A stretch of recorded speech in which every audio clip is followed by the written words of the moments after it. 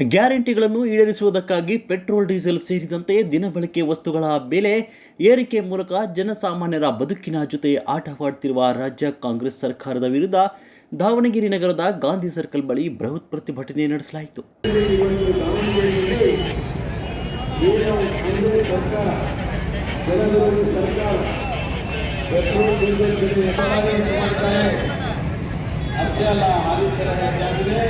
ಈ ಸಂದರ್ಭದಲ್ಲಿ ಮಾಜಿ ಮುಖ್ಯಮಂತ್ರಿಗಳು ಹಾಗೂ ಸಂಸದರಾದ ಶ್ರೀ ಬಸವರಾಜ ಬೊಮ್ಮಾಯಿ ಅವರು ರಾಜ್ಯವನ್ನ ಆರ್ಥಿಕವಾಗಿ ದಿವಾಳಿ ಮಾಡಿದೆ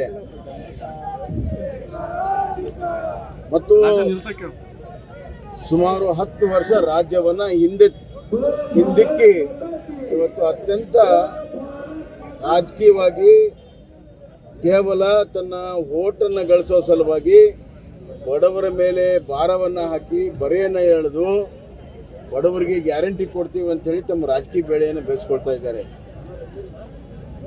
ಮೊಟ್ಟ ಮೊದಲನೇದಾಗಿ ಸುಮಾರು 1,05,000 ದಾಖಲೆ ಸಾಲವನ್ನು ಜನರ ಮೇಲೆ ಹೊರೆ ಹಾಕಿದ್ದಾರೆ.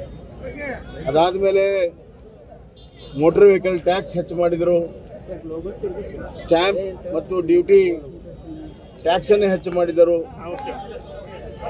ಮದ್ಯದ ಮೇಲಿನ ದರ ಹೆಚ್ಚು ಮಾಡಿದರು, 2 ಬಾರಿ ದರ ಹೆಚ್ಚು ಮಾಡಿದರು, ವಿದ್ಯುತ್ ಶಕ್ತಿ 4 ಬಾರಿ ಹೆಚ್ಚು ಮಾಡಿದರು, ಹಾಲಿನ ದರ ಹೆಚ್ಚು ಮಾಡಿದರು, ಈಗ ಪೆಟ್ರೋಲ್ ದರ ಕೂಡ ಹೆಚ್ಚು ಮಾಡ್ತಾ ಇದೆ.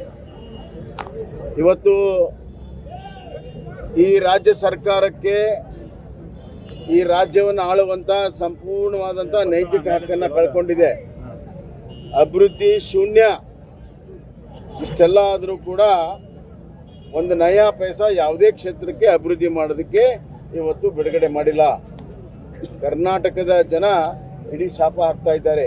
ಜಿಲ್ಲಾಧ್ಯಕ್ಷರಾದ ಶ್ರೀ ರಾಜಶೇಖರ್ ಅವರು, ಮಾಜಿ ಸಚಿವರಾದ ಶ್ರೀ ಎಸ್.ಎ. ರವೀಂದ್ರನಾಥ್ ರವರು, ಮಾಜಿ ಶಾಸಕರಾದ ಶ್ರೀ ಬಸವರಾಜ ನಾಯಕರವರು, ಮಹಾನಗರ ಪಾಲಿಕೆ ಸದಸ್ಯರಾದ ಶ್ರೀ ಅಜಯ್ ಕುಮಾರ್ ಅವರು, ರಾಜ್ಯ ಎಸ್ಟಿ ಮೋರ್ಚಾ ಉಪಾಧ್ಯಕ್ಷರಾದ ಶ್ರೀನಿವಾಸ್ ದಾಸ ಕರಿಯಪ್ಪರವರು, ನಿಕಟಪೂರ್ವ ಜಿಲ್ಲಾಧ್ಯಕ್ಷರಾದ ಶ್ರೀ ಯಶವಂತರಾವ್ ಜಾಧವ್ ಅವರವರು, ಶ್ರೀ ವೀರೇಶ್ ಹನ್ನಗವಾಡಿರವರು, ಪ್ರಧಾನ ಕಾರ್ಯದರ್ಶಿಗಳಾದ ಶ್ರೀ ಧನಂಜಯ ಕಡ್ಲೆಬಾಳು, ಶ್ರೀ ಅನಿಲ್ ನಾಯಕ್, ಶ್ರೀ ಐರಾಣಿ ಅಣ್ಣೇಶ್ ರವರು, ಬಿಜೆಪಿ ವಕ್ತಾರರಾದ ಶ್ರೀ ಸತೀಶ್ ರವರು, ರಾಜ್ಯ ಯುವ ಮೋರ್ಚಾ ಕಾರ್ಯದರ್ಶಿಗಳಾದ ಶ್ರೀ ಶ್ಯಾಮರವರು, ಮಂಡಲ ಅಧ್ಯಕ್ಷರಾದ ಶ್ರೀ ಶಾಗಲೆ ದೇವೇಂದ್ರಪ್ಪರವರು, ಪ್ರಮುಖರು, ಬಿಜೆಪಿ ಮುಖಂಡರು, ಕಾರ್ಯಕರ್ತರು ಉಪಸ್ಥಿತರಿದ್ದರು.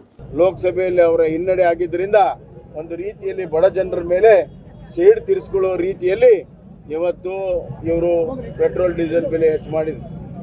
ಅದಲ್ಲದೆ ಈಗ ಇನ್ನೊಂದು ಅನಾಹುತಕ್ಕೆ ಕೈ ಹಾಕಿದ್ದಾರೆ. ಬೆಂಗಳೂರು ಸುತ್ತಮುತ್ತಲಿನ ಒಂದು ಜಮೀನನ್ನು ನಗದೀಕರಣ ಮಾಡುವಂಥ ಹುನ್ನಾರವನ್ನು ಮಾಡಿದ್ದಾರೆ. ಇದು ರಿಯಲ್ ಎಸ್ಟೇಟ್ ಮಾಫಿಯಾಗೆ ಕರ್ನಾಟಕದ ಪಿತ್ರಾರ್ಜಿತ ರಾಜ್ಯ ಸರ್ಕಾರದ ಪಿತ್ರಾರ್ಜಿತ ಆಸ್ತಿಯನ್ನು ಮಾರಾಟ ಮಾಡುವಂಥ ಒಂದು ಡೀಲ್ ಮಾಡುವಂಥ ಒಂದು ಭ್ರಷ್ಟಾಚಾರ ಮಾಡುವಂಥ ಹುನ್ನಾರ ಈ ಸರ್ಕಾರ ಮಾಡ್ತಾ ಇದೆ. ಸಿದ್ದರಾಮಯ್ಯ ಅವರಿಗೆ ಮತ್ತು ಕಾಂಗ್ರೆಸ್ ಪಕ್ಷಕ್ಕೆ ಇವತ್ತು ಈ ರಾಜ್ಯವನ್ನು ಆಳುವಂಥ ನೈತಿಕ ಹಕ್ಕು ಸಂಪೂರ್ಣ ಕಳ್ಕೊಂಡಿದ್ದಾರೆ. ಅವರು ರಾಜೀನಾಮೆಯನ್ನು ಕೊಡಬೇಕು. ಈ ರಾಜ್ಯವನ್ನು ಉಳಿಸ್ಬೇಕಾದ್ರೆ, ಈ ರಾಜ್ಯವನ್ನು ಮತ್ತೊಮ್ಮೆ ಆರ್ಥಿಕ ಸುಸ್ಥಿತಿಗೆ ತರಬೇಕಾದ್ರೆ ಈ ಕಾಂಗ್ರೆಸ್ ಪಕ್ಷ ತಗೊಳ್ಳೋದು ಬಹಳ ಅವಶ್ಯಕತೆ ಇದೆ. ಅದಕ್ಕಾಗಿ ಭಾರತೀಯ ಜನತಾ ಪಕ್ಷ ಈ ಜನಪರವಾದಂಥ ಆಂದೋಲನವನ್ನು ನಾವು ಇವತ್ತು ಹಾಕ್ಕೊಂಡಿದ್ದೇವೆ.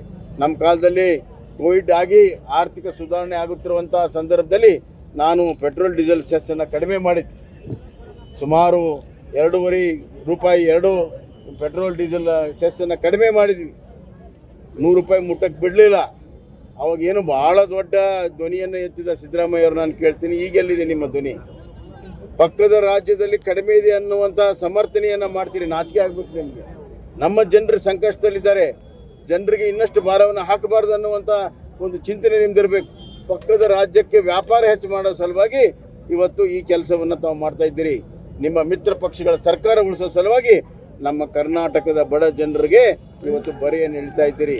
ನಾನು ಇಷ್ಟೇ ಹೇಳಿ ಬಯಸ್ತೇನೆ, ಕೂಡಲೇ ಪೆಟ್ರೋಲ್ ಡೀಸೆಲ್ ಬೆಲೆಯನ್ನು ಏರಿಕೆಯನ್ನು ಹಿಂತಕ್ಕೋಬೇಕು. ಇಲ್ಲದ್ರೆ ದೊಡ್ಡ ಪ್ರಮಾಣದ ಜನ ಆಂದೋಲನ ಬರುವಂಥ ದಿನಗಳಲ್ಲಿ ಸರ್ಕಾರದಲ್ಲಿ ಆಗ್ತದೆ. ಜನರೇ ಈ ಸರ್ಕಾರ ವಿರುದ್ಧ ಪ್ರತಿಭಟನೆಯನ್ನು ಮಾಡಿ ಸರ್ಕಾರವನ್ನು ಇಳಿಸುವಂಥ ಹಂತ ಬಂದಿದೆ. ಈ ಬಾರಿ ನಾನು ಎಚ್ಚರಿಕೆಯನ್ನು ಕೊಡ್ತಾ ಇದ್ದೇವೆ. ಇದು 2ನೇ ಹಂತ.